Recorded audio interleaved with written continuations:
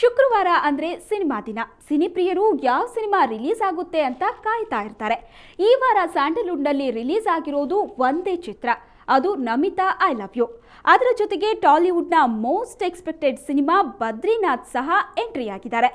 ಈ ಎರಡು ಚಿತ್ರಗಳಿಗೆ ಪ್ರೇಕ್ಷಕರು ಕೊಟ್ಟಂತಹ ರಿಪೋರ್ಟ್ ಇಲ್ಲಿದೆ. ನಮಿತಾ ಸೊಗಸು ಚಮಕು ಚಮಕು, ನಮಿತಾ ನಡಿಗೆ ಥಳಕು ಬಳ್ಳಕು, ನಮಿತಾ ಐ ಲವ್ ಯು ಚಿತ್ರದಲ್ಲಿ ನಮಿತಾನೇ ಎಲ್ಲ.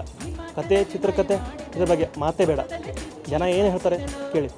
ಸಿನಿಮಾ ನೋಡಿ ಸ್ಟೂಡೆಂಟ್ಸ್ಗಳು ಮೆಸೇಜ್ ಕೊಟ್ಟಿದ್ದಾರೆ, ನೋಡಿ ಚೆನ್ನಾಗಿದೆ ಅಷ್ಟೇ. Thank you sir. ಚೆನ್ನಾಗಿದೆ ಸರ್, ಚೆನ್ನಾಗಿದೆ, ಪರವಾಗಿಲ್ಲ, ಸುಮಾರಾಗೈತೆ. ಫಿಲಮ್ ಚೆನ್ನಾಗಿದೆ, ತುಂಬ ಚೆನ್ನಾಗಿದೆ ಸರ್ ಫಿಲಮ್. ಅವ್ರ ಆ್ಯಕ್ಟಿಂಗು ಎಲ್ಲ ಚೆನ್ನಾಗಿದೆ. ಪ್ರೊಡ್ಯೂಸರ್ ಗೋವಿಂದ ಗೋವಿಂದ ಎಲ್ಲ ಚೆನ್ನಾಗಿದೆ.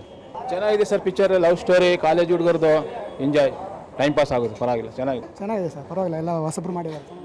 ಚೆನ್ನಾಗಿದೆ, ಹೊಸ ಹುಡುಗರು ಚೆನ್ನಾಗಿ ಟ್ರೈ ಮಾಡಿದ್ದಾರೆ, ಪರವಾಗಿಲ್ಲ. ಚೆನ್ನಾಗಿದೆ, ಹೊಸ ಫಿಲಮ್ ಚೆನ್ನಾಗಿದೆ. ನವರಸ ನಮಿತ, ನವಿಲಿನ ತುಳಿತ, ಕಣ್ಣಿನ ಕಾಗುಳಿತ, ಹೃದಯದ ಬಡಿತ, ಮನಸ್ಸಿನ ಮಿಡಿತ, ನನ್ನದೇ ಆಡಳಿತ. ಸಾಕಷ್ಟು ನಿರೀಕ್ಷೆ ಇಟ್ಕೊಂಡ್ಬಂದಂಥ ನಮಿತಾ ಫ್ಯಾನ್ಸ್ಗೆ ನಿಜಕ್ಕೂ ಬೇಜಾರಾಗಿದೆ. ಏನೆಲ್ಲ ಅನ್ಕೊಂಡು ಬಂದ ಪ್ರೇಕ್ಷಕ ಬೇಜಾರಿಂದ ಹೊರ ಹೋಗಿದ್ದಾನೆ.